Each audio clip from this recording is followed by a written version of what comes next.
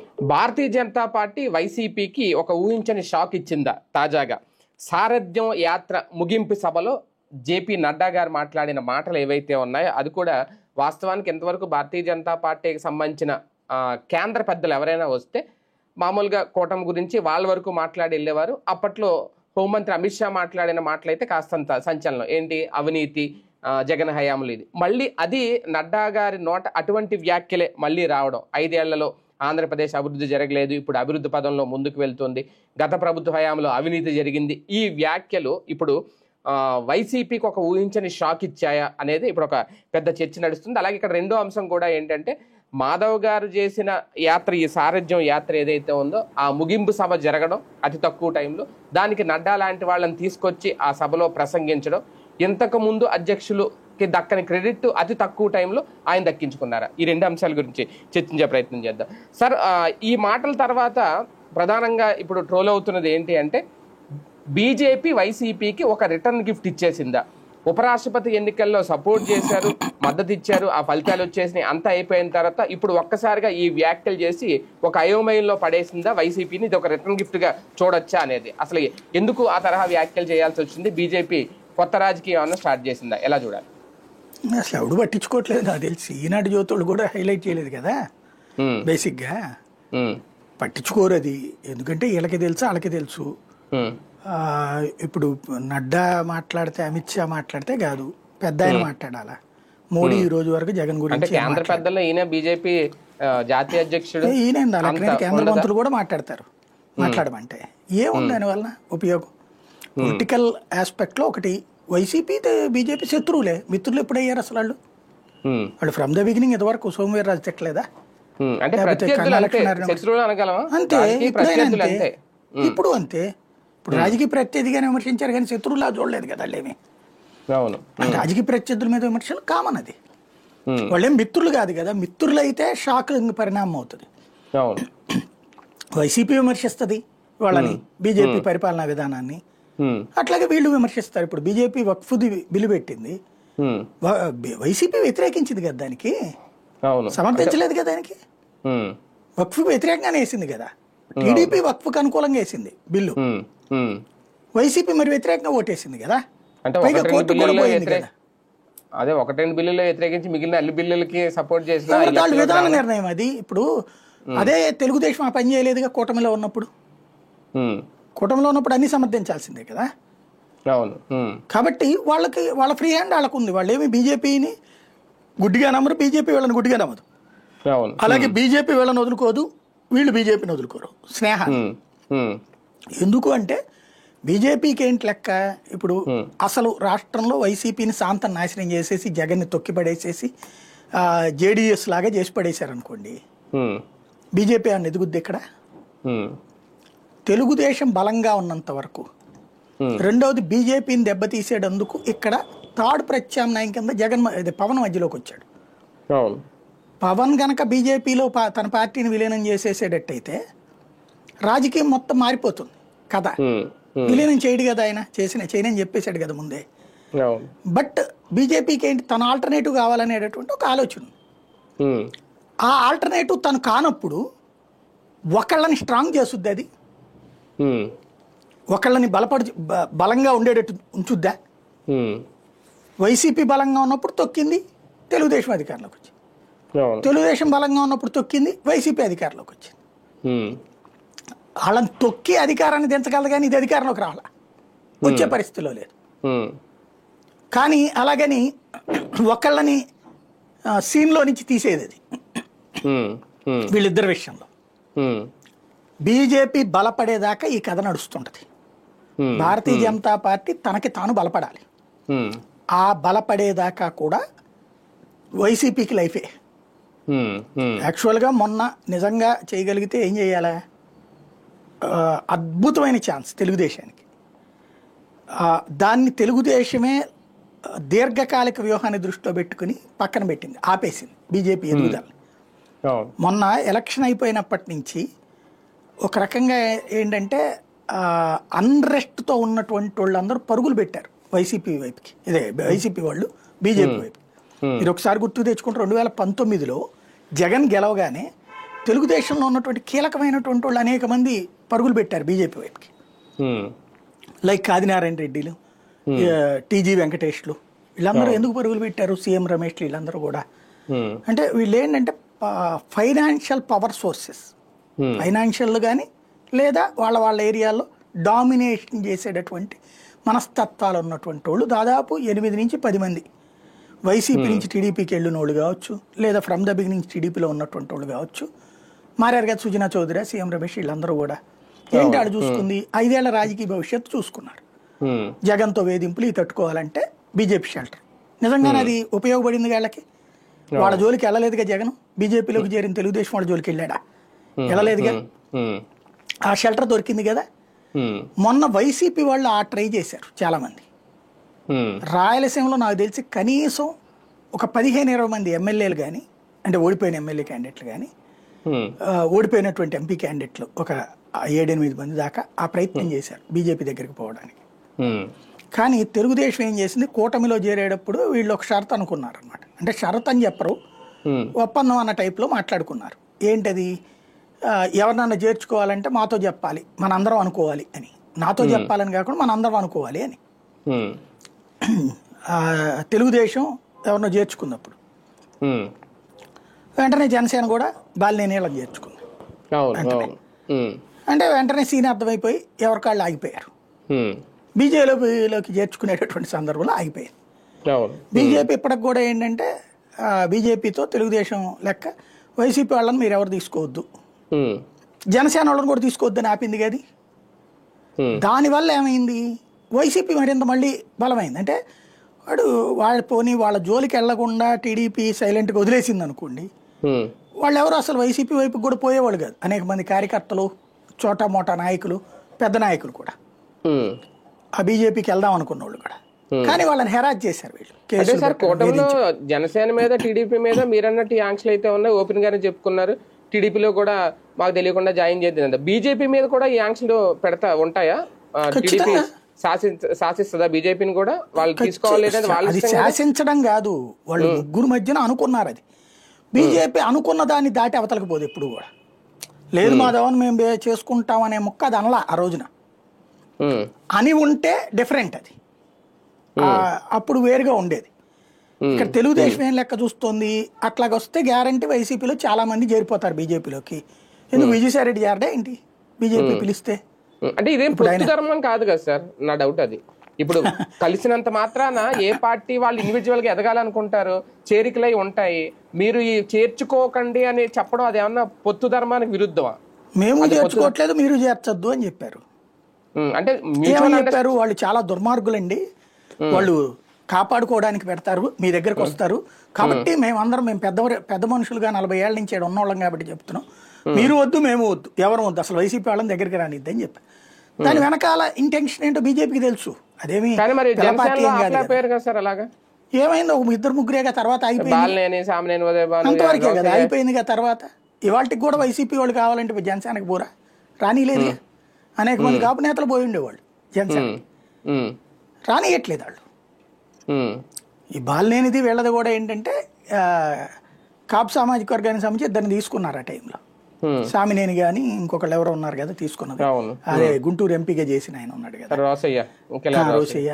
ఇట్లాంటి వాళ్ళని తీసుకుంటున్నప్పుడు మళ్ళీ ఈ ఫీలింగ్ వస్తుంది కదా ఒకే సామాజిక వర్గం వాళ్ళు అన్నది. దానికి తోడు బాలినేని పవన్తో ఎప్పుడు టచ్ లో ఉంటానే ఉన్నాడు తను మంత్రిగా ఉన్నప్పటి నుంచి కూడా, కాబట్టి బాలినేనిది కూడా తీసుకున్నారు వాళ్ళు. అంతవరకే అది టీడీపీకి చెప్పినే చేస్తుంటారు, చెప్పకుండా ఏం చేయలేదు. కాబట్టి అక్కడ నడిచిపోయింది. లేకపోతే బీజేపీ రాజకీయ ప్రయోజనాలకు టీడీపీ బ్రేక్ వేస్తున్నట్టు అవదా? అప్పుడు కావాలన్నీ చేశారు తెలుసు బీజేపీకి కూడా, కానీ గత్యంతరం లేక ఆగుతున్నారు వాళ్ళు. రాష్ట్ర నాయకత్వానికి ఆ మాట చెప్పేశారు, జాతీయ నాయకత్వం ఎవరన్నా చేరతామంటే గనక ఖచ్చితంగా వాళ్ళతో మాట్లాడండి అనేసి.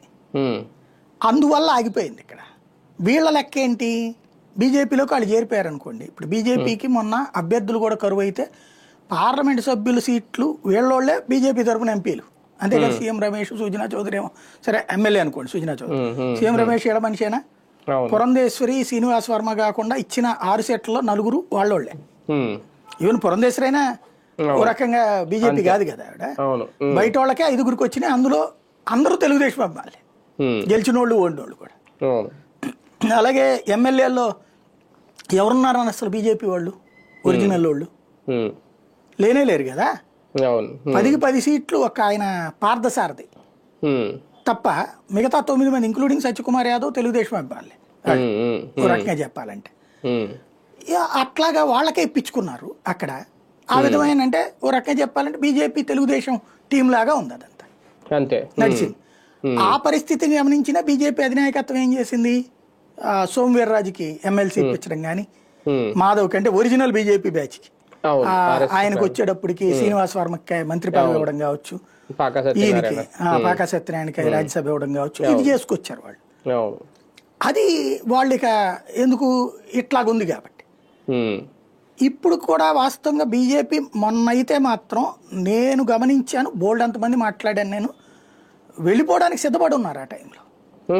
తీసుకొని ఇలా బీజేపీని కనీసం 50 మంది సెట్ అయిపోయేవాళ్ళు. అంటే ఓ 25-30 అసెంబ్లీ నియోజకవర్గాలు, ఒక 10-15 పార్లమెంట్ నియోజకవర్గాలకి దొరికేసేవాళ్ళు వాళ్ళకి. అంటే వైసీపీ సగం ఖాళీ అయిపోద్ది ఒకవేళ. అంటే రాయలసీమలో ఖాళీ అయ్యేది, గోదావరి జిల్లాలో ఖాళీ అయ్యేది మెయిన్ అవే కదా.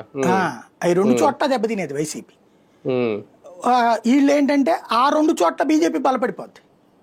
అందుకని వీళ్ళు పోనీలా అటుకి వద్దొద్దొద్దు అసలు బీజేపీ వాళ్ళే దుర్మార్గులు, అందరూ దుర్మార్గులే అనే పదాన్ని రోజు మాట్లాడతా రానీయకుండా చేశారు. వాళ్ళకి గత్యంతరం లేక మళ్ళీ జగన్ దగ్గరికి పోతున్నారు. అంటే ఎవరికైనా బీజేపీ టీడీపీకి ఏకమేకై కూర్చుంటదనే భావన ఏమన్నా ఉందా టీడీపీలో? ఆటోమేటిక్ ఎందుకు ఉండదు? వదిలేస్తే బీజేపీని వదిలేస్తే జగన్ ని ఎందుకు వాళ్ళు వదిలిపెట్టట్లేదు పూర్తిగా? ఇంతకుముందు చంద్రబాబును కూడా పూర్తిగా వదిలిపెట్టేలేదు వాళ్ళు. అవును, చంద్రబాబుని జగన్ అరెస్ట్ చేసినప్పుడు ఏమన్నా తోడు నిలబడ్డారు వాళ్ళు? లేదుగా, ఖండించారుగా.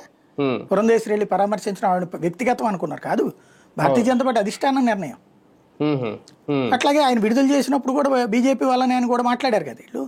ఇంకొకటి నిజంగా తెలుగుదేశాన్ని తొక్కేయాలనుకుంటాళ్ళు. ఆ రోజున జగన్ సిబిఐ ఈడీలకి విచారణ అడుగుతా లెటర్ల మీద లెటర్లు రాశాడు సిఐడి ద్వారా, ఆధారాలతో సహా పంపించాడు కదా అక్కడికి. ఈవెన్ చంద్రబాబు మీద స్కిల్ డెవలప్మెంట్ కేసులో కూడా బాబు తప్ప మిగతా వాళ్ళ మీద ఈడీ కేసు పెట్టిందే. అంటే అర్థం ఏంటి, వాళ్ళు జగన్ కి పూర్తిగా ఎదిగిపోవడానికి వాళ్ళ అవకాశం ఇలా. జగన్ చంద్రబాబుని తొక్కేసి ఆ ప్లేస్ మొత్తం ఆక్యుపై చేసేసుకుని తను లీడర్ అయిపోతే మమతా బెనర్జీ అవుతాడు, మమతా బెనర్జీ లాగా తయారవుతాడు. కాబట్టి జగన్కి ఇవ్వాలి ఛాన్స్. అట్లాగే చంద్రబాబు నాయుడుకి జగన్ని తొక్కిపడేసేస్తే కనుక పర్మనెంట్ గా ఇక ఆంధ్రాలో ఇంకొక ఆల్టర్నేటివ్ లేకుండా చేయాలని చూసుకుంటున్నారు తెలుగుదేశం. ఆ ఛాన్స్ ఇస్తే బీజేపీకి ఇక్కడ స్కోప్ ఉండదు. కాబట్టి బీజేపీ ఏం చేస్తుంది, ఇంకోటి జాతీయ స్థాయిలో ఇద్దరు కాంగ్రెస్ శత్రువులే. కొందరిసారి కాంగ్రెస్ కి అనుకూలంగా చంద్రబాబు మారారు కాబట్టినే బీజేపీ బాగా ద్వేషించి చంద్రబాబు. ఇప్పుడు ఆయన కూడా మారాడు కాబట్టి ఇద్దరు కూడా కాంగ్రెస్ శత్రువులే. కాంగ్రెస్ శత్రువుల్ని ఎందుకు దూరం చేసుకుంటది బీజేపీ? కాంగ్రెస్ కి మిత్రులు అయితే దూరం చేసుకోవడంగా తొక్కేస్తుంది. ఈ రూట్లో చూసుకున్నప్పుడు కూడా స్ట్రాటజీ ఉంది. కాబట్టి ప్రస్తుతానికి ఏంటంటే అవకాశం లేదు కాబట్టి బీజేపీ ఆగుతోంది. తెలుగుదేశం గనక వైసీపీ నిజంగా తొక్కాలనుకుంటే బీజేపీకి జనసేనకి క్లియరెన్స్ ఇస్తే అప్పుడు వెళ్ళిపోయేవాళ్ళు. ఇప్పుడు అంతమంది వెళ్ళకపోవచ్చు. ఇప్పుడు మేబీ ఇప్పుడు బీజేపీకి ఇప్పటికి పూర్తి స్వేచ్ఛ ఇచ్చిన నాకు తెలిసి కనీసం ఒక 3-4 ఎమ్మెల్యేలు వెళ్తారు, ఒకళ్ళిద్దరు ఎంపీలకి వెళ్ళే అవకాశం ఉంటుంది. ఇప్పుడు ఓకే చేసినా సరే పూర్తిగా మీరు తొక్కేసుకోండి, మీరు కానీ చేసుకోండి అంటే. మాజీలు అయితే ఎంతమంది వెళ్తారో తెలియదు. జనసేనకి వచ్చేటటువంటి వాళ్ళు ఉంటుంది అవకాశం. గోదావరి జిల్లాలో ఇట్లాంటి చోట్ల మొన్న మాజీ మంత్రులు సిట్టింగులు చాలా మంది వచ్చేస్తారు. కానీ వీళ్ళిద్దరిని అలాగా ఎదగితే మళ్ళీ తనకి ప్రాబ్లం అన్న ఉద్దేశంతో ముందు చూపుతో ఆపుతుంది. కాబట్టి అవి పక్కన పెడితే నడ్డా ఉపన్యాసాన్ని అంత సీరియస్గా తీసుకోవాల్సిన అవసరం లేదు.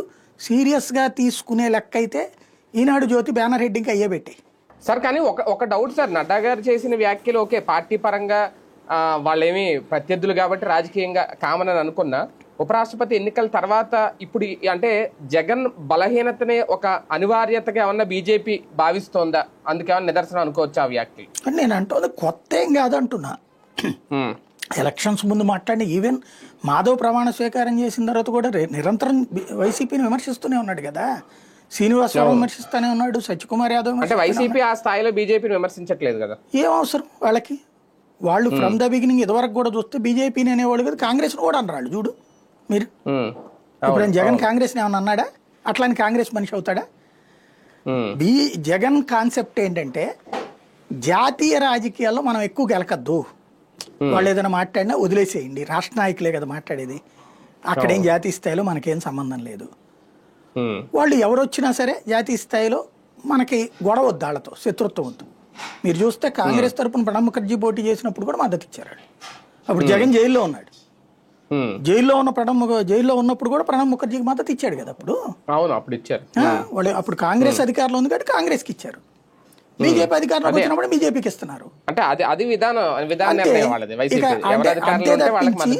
వాళ్ళు ఇంకా దాంట్లో వాళ్ళిద్దరు జోలికి పోరు, వాళ్ళు ఏమన్నారు. వాళ్ళ రాష్ట్ర నాయకులు ఎవరిని విమర్శిస్తే వీళ్ళు పెద్దగా సీరియస్ గా కూడా స్పందించరు. అయితే గీతే ఈ మాజీ మంత్రులతో వీళ్ళతో మాట్లాడిస్తారు, అప్పట్లో మంత్రులతోనూ ఇట్లా మాట్లాడారు, అప్పట్లో పేరు నాని ఇట్లాంటి వాళ్ళు విమర్శించేవాళ్ళు, అంతవరకే. మెయిన్ వాళ్ళ టార్గెట్ ఏంటంటే మనం డైవర్ట్ అవ్వద్దు, వాళ్ళు డైవర్ట్ చేస్తున్నారు కాబట్టి మన టార్గెట్ తెలుగుదేశం అంతే. మన ప్రధాన శత్రువు తెలుగుదేశం వాళ్ళతో అనిపిస్తుంది, మనం వాళ్ళని ఏంటి, మన టార్గెట్ టీడీపీనే, ఇది వైసీపీ లక్ష్యం. ఈవెన్ తెలుగుదేశం వరకు ఆ డైవర్షనే దెబ్బతీసిందండి. అది వైసీపీని అండం మానేసి అప్పుడంతా బీజేపీ మీదకి వెళ్ళిపోయింది. ఆ వ్యూహం విఫలమైంది కదా అప్పుడు.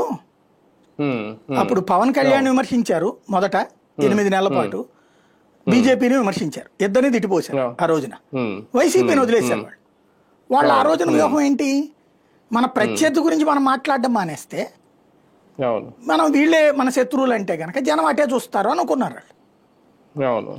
రాజకీయం అంతా అటు టర్న్ చేసేసాం అనుకున్నారు చేతిలో ఉన్న మీడియా ద్వారా. కానీ ప్రజలు ఏం చేశారు, వైసీపీకి అన్ని ఇచ్చేళ్ళకి 23 దగ్గర కూర్చోబెట్టారు. అందుకని వైసీపీ అట్లాంటి పిచ్చి వ్యూహం ఉండదు. మన ప్రధాన శత్రువు తెలుగుదేశం, అప్పుడు తెలుగుదేశాన్ని విమర్శిద్దాం, తెలుగుదేశం ప్రభుత్వాన్ని విమర్శిద్దాం, కేంద్ర ప్రభుత్వాన్ని కూడా విమర్శించరు వీళ్ళు, అది గుర్తుపెట్టుకో. కేంద్ర ప్రభుత్వాన్ని విమర్శించరు. అవును, ఎన్డీఏ ఉపరాష్ట్రపతి అభ్యర్థికి సపోర్ట్ చేశారు కాబట్టి బీజేపీకి జగన్కి వైసీపీకి ఏదో ఉందనుకున్న టైంలో లేదు, ఆయన మా ప్రత్యర్థి అని నడ్డా గారు క్లారిటీ ఇచ్చినట్టు అయిందా? తెలుగుదేశం పార్టీ కూడా ఇంతకుముందు ఓటేసిందిగా క్రిందటిసారి, జగదీప్ ధన్కర్ ఓటేసిందిగా తెలుగుదేశం. అప్పటికి ఇంకా మద్దతు లేదు కదా, ఇక్కడ ఇష్యూస్ పొత్తేం లేదు కదా, మరి అంత మాత్రం తెలుగుదేశాన్ని కలిసిపోయినట్టు. అప్పుడు ఆంధ్ర అనేటటువంటిది బీజేపీకి ఓ రకంగా అయాచిత వరం. ఇక్కడ బీజేపీ బలపడినా బలపడకపోయినా 2 ప్రధాన పార్టీలు లేదా 25 మంది పార్లమెంటు సభ్యులు. ఇక్కడ విచిత్రం చూడండి మీకు, బీజేపీకి మొన్న వచ్చినటువంటి వాటిలో 320 రావాల్సి ఉంటే, ఇదే 420 రావాల్సి ఉంటే 440 దాకా వచ్చినాయి, 52 దాకా వచ్చినాయి, 32 ఎక్స్ట్రా వచ్చినాయి. 423 వాళ్ళకి రావాలి, దాదాపుగా పైన 30 దాకా ఎక్కువ వచ్చినాయి. ఏది వైసీపీతో కూడా కలిపి లెక్కేసుకుంటూ రావాలి 423, కానీ 452 వచ్చినాయి. ఎట్లాగా? శివసేన ఉద్ధవ్ థాకరే వర్గం వేసిందే, ఆ ఎన్సీపీ శరద్ పవార్ వర్గం వేసా, ఆమ్ ఆద్మీ పార్టీ వాళ్ళు కూడా వేసా. అట్లాగా వాళ్ళు ఏంటంటే అందరినీ శత్రువులుగా చేసుకోరు, కింద ర్యాప్ మెయింటైన్ చేసుకుంటూ పోతారు వాళ్ళు. ఇదంతా పోల్ మేనేజ్మెంట్ అంతే. బీజేపీకి అదే అవసరం, వైసీపీకి అదే అవసరం. వైసీపీ లెక్క ఏం చూసుకుంటది, ఇప్పుడు క్రిందసారి చంద్రబాబు జోలికి పోలాళ్ళు కేంద్రం, ఇప్పుడు కూడా తన జోలికి రావద్దు. అప్పుడు కూడా 2014-19 మధ్యలో కూడా, ఆ తర్వాత ఎవరు బీజేపీకి సంబంధించిన జాతీయ నాయకులే కదా ఎవరు మాట్లాడింది, కేంద్ర మంత్రులు ఎవరు మాట్లాడారు అప్పుడు. వచ్చినప్పుడల్లా అది కావాలి ఇది కావాలని కాదు, అడిగిందంతా జగన్ లోపలేమని అని అప్పుడు మాట్లాడారు. అదే పాయింట్ మీదనే ఉండేవాళ్ళు వీళ్ళు. ఇప్పుడు అట్లాంటిది అడగరు, అర్థమైపోయింది వీళ్ళకి కూడా. కానీ ఇంటర్నల్ ప్రెషర్ చేపిస్తారు, ఏది కింద ఉన్నటువంటి నేతల ద్వారా ఏదో ఒకటి చేయండి అని చెప్తున్నారు జగన్. కాకపోతే వాళ్ళు ఏంటంటే అసలు ఇక్కడ రాజకీయాల్లో ఇక్కడ మీరు చూడండి, బీజేపీకి ఉత్తరప్రదేశ్లో సంపూర్ణ మద్దతు ఏం కాదుగా, అందరు ఎంపీలు వేయలేదుగా. మధ్యప్రదేశ్ బీజేపీ పాలన కదా, అందరు ఎంపీలు వేయరుగా, అటు పక్కన కాంగ్రెస్ వాళ్ళు ఉంటారు కదా, రాజస్థాన్లో బీజేపీ అధికారంలో ఉన్న కాంగ్రెస్ వాళ్ళు ఉంటారు కదా. ఇట్లాగే అన్ని రాష్ట్రాల్లో బీజేపీ ఓట్లే పడతాయి. ఆంధ్రాలో బీజేపీకి ఉన్నది 3 పార్లమెంట్ సీట్లు, లోక్సభ సీట్లు, 1 రాజ్యసభ సీటు. కానీ 11 రాజ్యసభ సీట్లు, 11 రాజ్యసభ ఓట్లు 25 లోక్సభ ఓట్లు పడ్డాయి వాళ్ళకి. 36కి 36 పడింది భారతదేశం మొత్తం మీద, ఒక్క ఆంధ్ర నుంచి వాళ్ళకి కంప్లీట్ గా. అట్లాంటప్పుడు ఇక్కడ ఒక వ్యవస్థను ఎందుకు చెడగొట్టుకుంటారు వాళ్ళు? అదే కదా, మనకి విమర్శ చేయకుండా ఏం ఆగరు. వాళ్ళు విమర్శ చేశారని వీళ్ళు ఎవరైనా స్పందించారు ఇప్పుడు? ఇప్పుడు మీరు అన్నారు నడ్డా మాట్లాడారు. ఇక్కడ వాస్తవంగా అయితే ఏం చేయాలి? రాష్ట్ర అధ్యక్షుడు ఎవరు? జగన్మోహన్ రెడ్డి, బీజేపీ. ఆయన మాట్లాడతాడా? అదే కదా, పొరపాటు కూడా మాట్లాడు బీజేపీ గురించి. మాట్లాడలేదు, ముందు మాట్లాడలేదు, అధికారులు ఉన్నప్పుడు మాట్లాడలేదు. అదే కదా, అది లెక్క. సార్ ఇందులో ఫైనల్ గా అతి తక్కువ టైంలో మాధవ్ గారి ఒక క్రెడిట్ కొట్టారు దీంతో, ఈ సభతో సారథ్యం యాత్ర ముగింపు సభకి నడ్డా గారిని తీసుకురావడం, విశాఖలో ఒక వేదిక పెట్టడం, ఇక్కడ మాట్లాడించడం, ఇవన్నీ అంటే ఇంతకుముందు అధ్యక్షులకి యాక్టివిటీని పెంచుకెళ్ళడం అనేది ఒక ముఖ్యం. అది చేస్తున్నాడు ఆయన.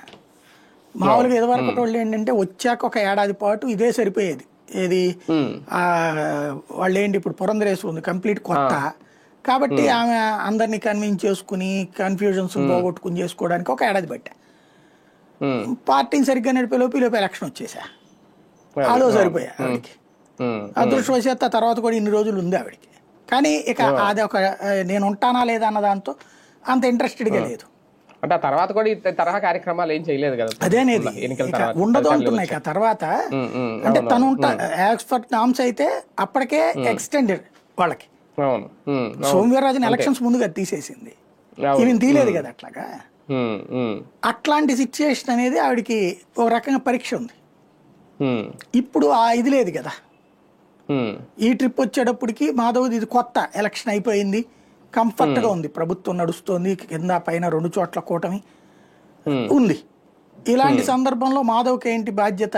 ఒకటి కూటమిలో విభేదాలు రాకుండా చూసుకోవడం, తెలుగుదేశం కోరుకున్నట్టు వైసీపీని టార్గెట్ చేయడం, రెండవది తన కార్యకర్తలను మోటివేట్ చేయడం.